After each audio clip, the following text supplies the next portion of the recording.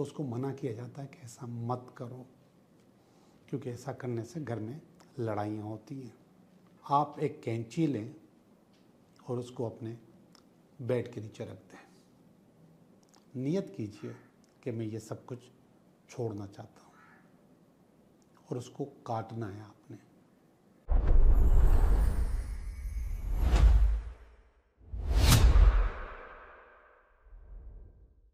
Hello दोस्तों, मैं हूँ Liaquat Jogi, Karachi based tarot card reader and palmist, और आप देख रहे हैं मेरा चैनल टैरो बाय जोगी। आज के सिलेक्शन जो की है मैंने इंट्रो की, वो की है सीज़र या कैंची। कभी कभी आप लोगों ने सुना होगा कि अगर कोई बच्चा घर में बैठ के कैंची को बजा रहा होता है, चाहे चला रहा होता है, खामखा या उससे खेल रहा होता है, तो उसको मना किया जाता है कि ऐसा मत करो, क्योंकि ऐसा करने से घर में लड़ाइयाँ होती हैं। बिल्कुल ऐसा है, लड़ाइयाँ होती हैं, फड्डे होते हैं, झगड़े होते हैं बिला वजह कैंची के इस्तेमाल से। चाहे वो छोटी हो या बड़ी, आपके घर में फड्डे और लड़ाइयाँ होंगी। और इस कैंची का वैसे भी बहुत सारे किरदार हैं, तो आज हम उनके कुछ बातें करेंगे जिससे आप उसका मुस्बत फ़ायदा ले सकते हो। पहला किरदार ये है कि अगर आपको रात को नींद नहीं आती, डरावने ख्वाब आते हैं या फिर बेचैनी होती है आपको, आप सोने की बहुत कोशिश करते हैं मगर नींद कोसों दूर होती है, ओवर थिंकिंग हद से ज़्यादा होती है, रात को सोते वक्त एंजाइटी, स्ट्रेस, कभी कभी डिप्रेशन, ये सब चीज़ें आपको तंग कर रही होती हैं। नींद आती भी है तो वो रेस्टलेस होती है कि उसमें आपको सुकून नहीं मिलता। सुबह जब आप उठते हैं तो थके हुए होते हैं, आपके जिस्म में दर्द होता है, आपके कंधों में, गर्दन में, कमर में दर्द होता है। तो एक छोटा सा टोटका मैं आपको बता रहा हूँ। बजाय इसके कि आप नींद की गोली खाएं या कुछ और करें, आप एक कैंची लें और उसको अपने बेड के नीचे रख दें। इंशाल्लाह बुरे ख्यालात, एंजाइटी, स्ट्रेस, बुरे ख्वाब, ये सब कट जाएंगे और आपको सुकून की नींद आ जाएगी। आप अगर फील करते हो कि आपके घर में जो एनर्जी आती है, मैंने पिछली दफ़ा बताया था कि एनर्जी जब हम बाहर से लाते हैं या लेकर आते हैं तो उसमें बैड एनर्जी शामिल होती है, तो जिसके लिए मैंने आपको चप्पल, जूते बाहर उतारने का कहा था और साइड पे रखने का कहा था। इसके अलावा मैंने आपको ये भी बताया था कि आप अपना जो झाड़ू है, पोंछा है, वो भी आप ऐसी जगह नहीं रखेंगे जहाँ से घर से बाहर से हवा आती है, एनर्जी आती है, तो वहाँ पे नहीं रखेंगे, क्योंकि वो एनर्जी बाद में पोल्यूटेड हो जाती है और वो ख़राब हो जाती है। आप अपने घर में अगर चाहते हैं कि अच्छी एनर्जी आए, हर वक्त अच्छी एनर्जी आए और नेगेटिव एनर्जी आपकी तरफ ना आए, बात मैंने ये भी बताया था कि आपके घर में जो रिश्तेदार बाज़ औक़ात आते हैं वो नापसंदीदा भी आते हैं, जिनको आप पसंद नहीं करते, लेकिन चूँकि वो रिश्तेदार हैं, आपके अजीज़ हैं, आप उनको मना नहीं कर सकते कि आप मेरे घर मत आया करो, क्योंकि उनके साथ सिर्फ आपका रिश्ता नहीं, घर में दूसरे लोगों से भी रिश्ता होता है। उसके लिए एक टोटका है कि आप यही कैंची अपने दरवाजे के पास रखेंगे, अपना जो गेट है, मेन एंट्रेंस है, उसके पास रखेंगे। एक छोटी सी कैंची लेके उसको इसी काम के लिए मुख्तस कर दें कि वो वहीं पे एक हल्की सी कील लगाकर उसमें भी टांग सकते हैं, कोई रैक हो तो वहाँ भी रख सकते हैं, दरवाजे के पास भी रख सकते हैं। जो बैड एनर्जीज़ हैं वो कट हो जाएंगी, वो आपके पास नहीं आएंगी। जो बैड लोग हैं वो आएंगे भी तो वो अपनी एनर्जी बाहर छोड़ कर आएंगे, आपके पास वो एनर्जीज नहीं पहुँचेंगी। कुछ आदतें ऐसी होती हैं कि उनके लिए आपको हॉस्पिटल से या साइकेट्रिस्ट से रब्ता करना पड़ता है, बहुत मुश्किल होती है, जिसमें से नशे की आदत भी होती है और भी बुरी आदतें होती हैं। और कभी कभी आपका सच्चा दिल चाहता है कि मैं ये आदतें छोड़ दूँ, ये ख़त्म कर दूँ, लेकिन वो ख़त्म नहीं होती बहुत कोशिश करने के बावजूद। उसके लिए आप एक कागज़ लीजिए और उस पर वो अपनी तमाम आदतें लिखें, जो भी बुरी आदतें उनको लिखें। जब आप वो आदतें लिख लेंगे, उनको पढ़िए, नियत कीजिए कि मैं ये सब कुछ छोड़ना चाहता हूँ, और उसको काटना है आपने कैंची से। अब काटेंगे कैसे? इसको ना ऐसे काटेंगे ना ऐसे काटेंगे, इसको कॉर्नर टू कॉर्नर काटेंगे। यहाँ से कैंची चलाएं और इस तरफ कट के आ जाए, कॉर्नर टू कॉर्नर इसको काट दीजिए। फिर इसके बाद आप इसके जितने दिल चाहे टुकड़े करें और उसको फ्लैश कर दें। इंशाल्लाह आपकी वो आदतें बेहतर होंगी, इम्प्रूव होंगी और सही होंगी।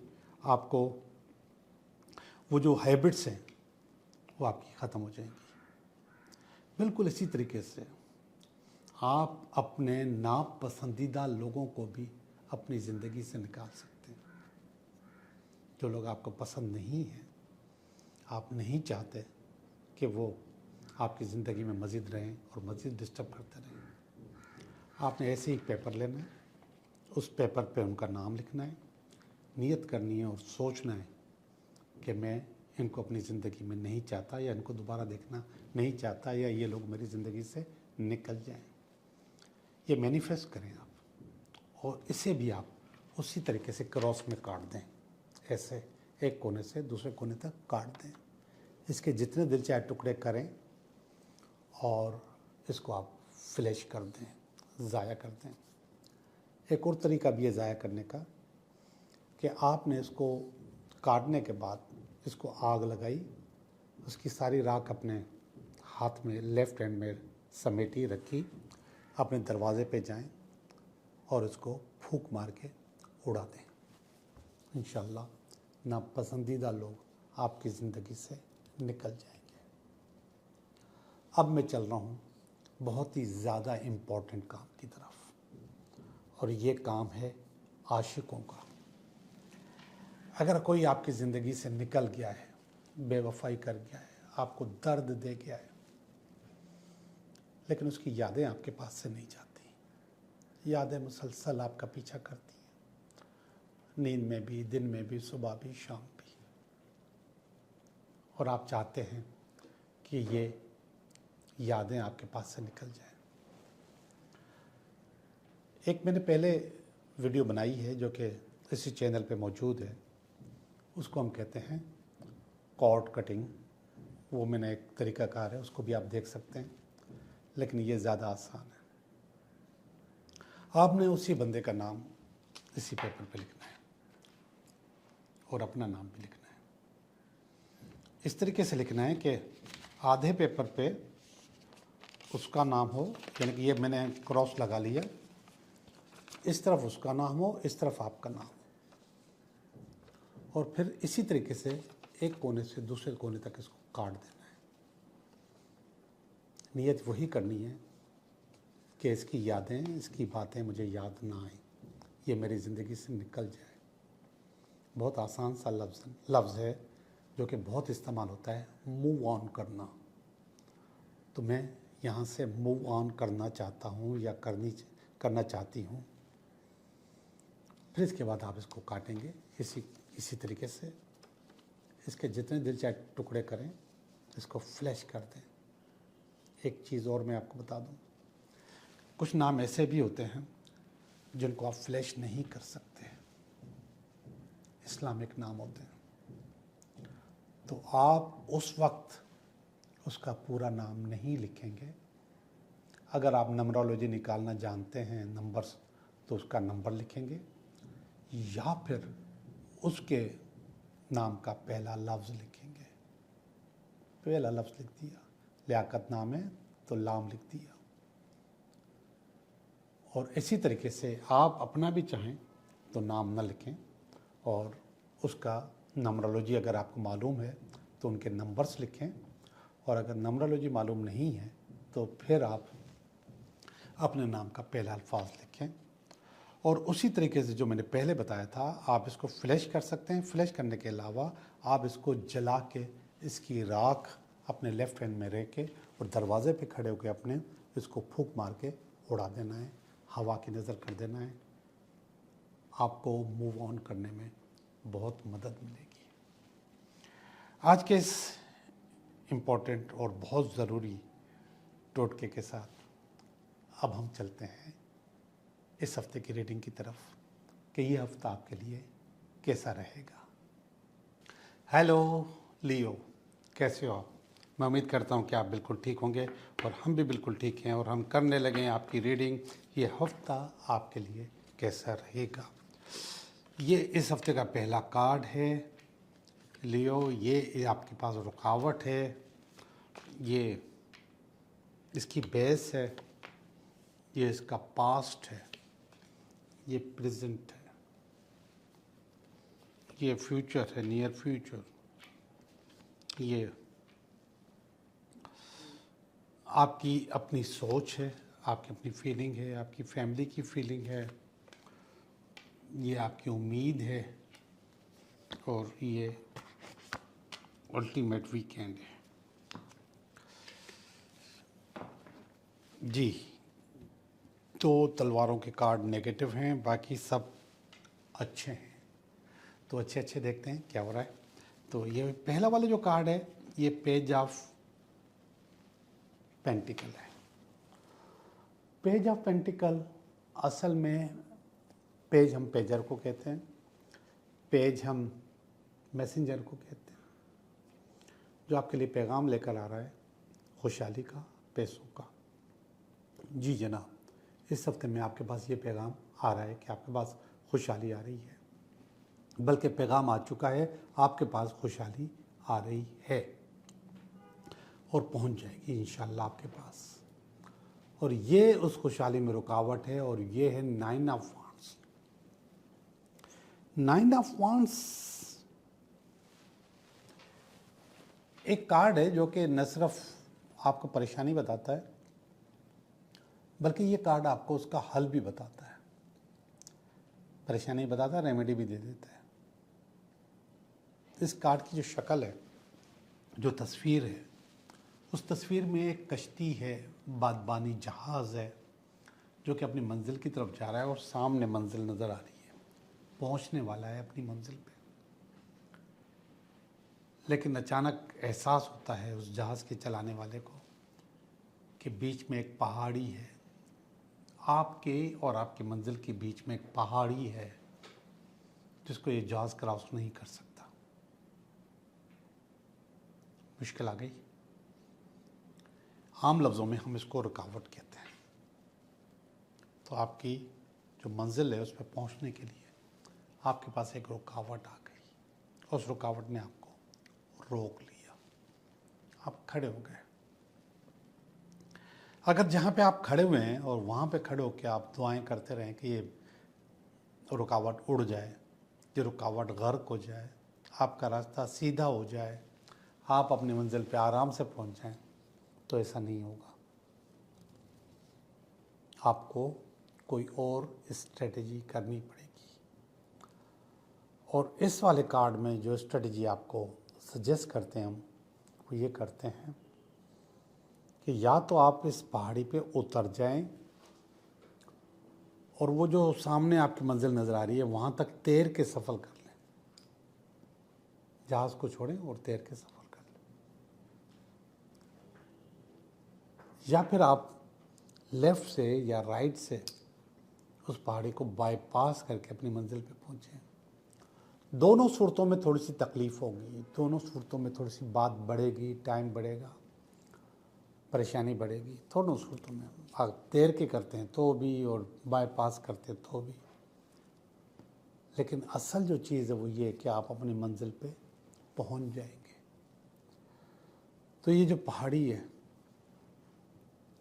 इसको आपने बाईपास करना है। जो नीचे वाला पैगाम है, पैसे आ रहे हैं, वो आपको मिल जाएंगे। जो क्रॉस कर रहा है कार्ड, उसमें मसला भी है और उसमें उस मसले को हल करने का तरीका भी है। आप इंशाल्लाह रुकिएगा नहीं, कुछ न कुछ करके यहाँ से निकल जाइएगा, पैसे मिल जाएंगे। ये है इसकी बेस, 8 ऑफ पेंटिकल।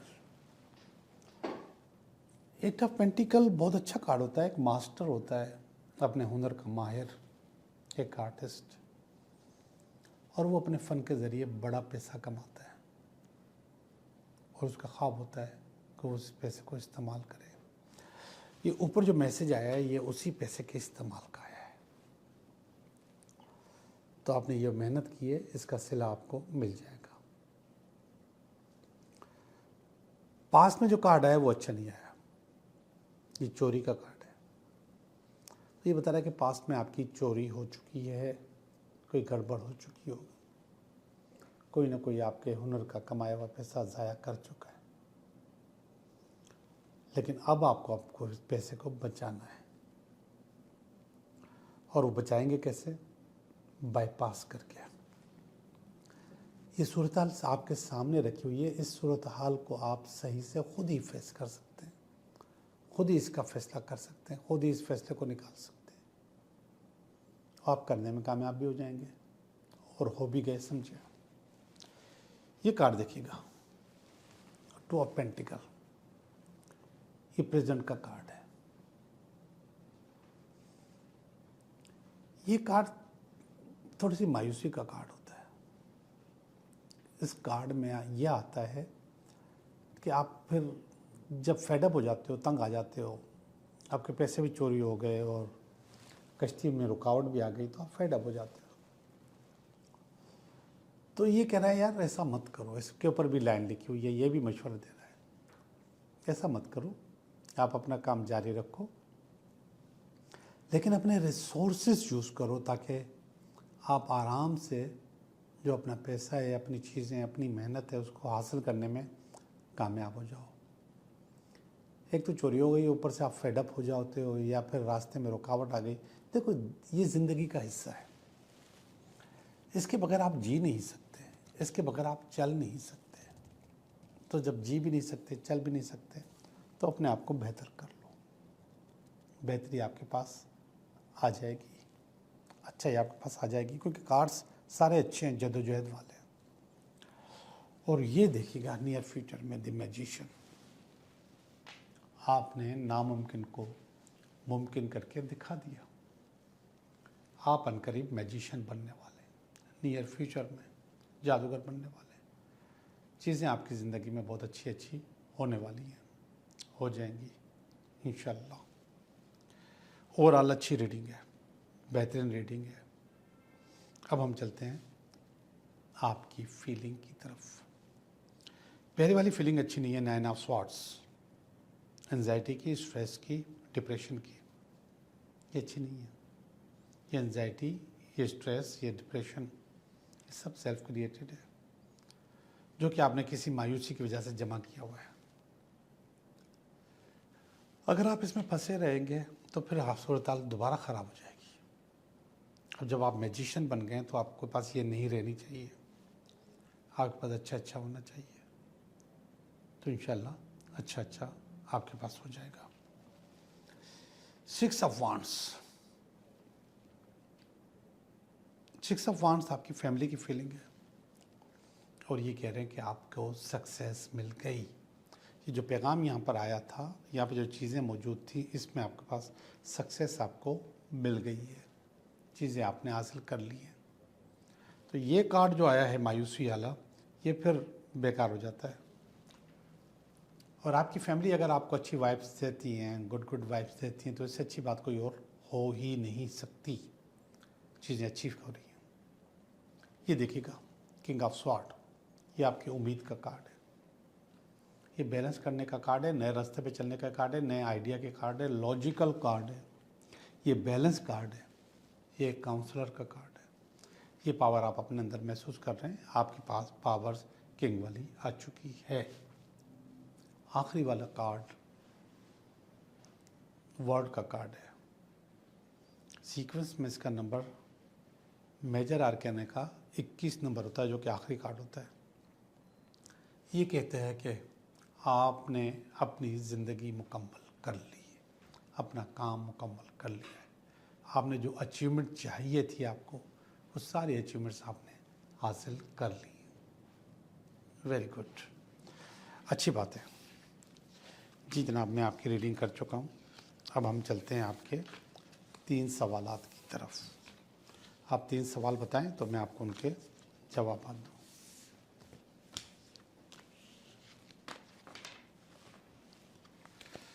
तीन सवाल, पहला सवाल, दूसरा सवाल और ये तीसरा सवाल। पहला सवाल बताता है यस आपका काम हो जाएगा, किंग ऑफ कप्स का कार्ड है और ये कह रहा है कि आप जिस तरीके से चाहते हो वैसे आपका काम हो जाएगा। प्रमोशन हो सकता है, ट्रांसफ़र हो सकता है, न्यू अपॉर्चुनिटीज़ आपके पास आ सकती हैं जॉब की सूरत में, या शादी या मोहब्बत या इश्क या कोई भी उस सूरत में। दूसरा कार्ड भी कह रहा है कि यस आपका काम हो जाएगा। सन का कार्ड है, क्लियर कट रोशनी का कार्ड होता है, क्लियर कट आपको रास्ता दिखाने का कार्ड होता है। ये कहता है कि हाँ आपका काम हो जाएगा। सवाल नंबर 3, ये भी यस कह रहा है, लेकिन जिस तरीके से ये दोनों जवाब यस में आए हैं, यस आपका काम हो जाएगा, इस तरीके से नहीं होगा। कंपटीशन, इंटरव्यू, एग्जामिनेशन पास करके फिर आपका काम होगा। तो कंपटीशन करोगे तो आपकी चीज़ें अच्छी हो जाएंगी। आप लोगों का बहुत बहुत शुक्रिया।